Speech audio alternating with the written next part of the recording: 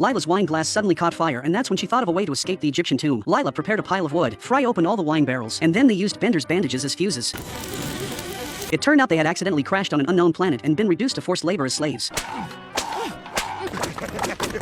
After years of toil, the statue ordered by the pharaoh was finally completed. However, the statue suddenly shattered. A boulder came crashing down with a roar and crushed the pharaoh on the spot. The priests would choose a new pharaoh based on the prophetic wall. Bender sneaked over to the wall and smashed his face into the stone.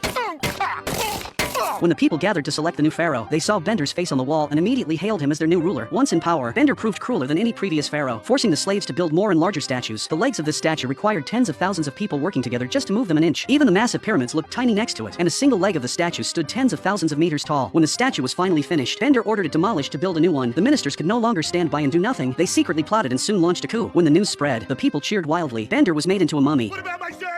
Fry and Lila were thrown together into a dark tomb to serve as burial sacrifices. In the darkness, they struck a match and were shocked to find the tomb fully equipped. Bender poured 2 glasses of fine wine and handed them to his friends. Suddenly, Lila had a brainstorm. Maybe they could use alcohol to blow up the tomb. A violent explosion rang out. Bender's statue began to shake violently, and a huge crack split open at its base. Seizing the opportunity, the 3 of them scrambled out of the tomb, ran all the way back to their spaceship, watching the statue collapse behind them with a thunderous crash. Bender couldn't hold back any longer. He turned around, threw himself into Lila's arms, and burst into tears.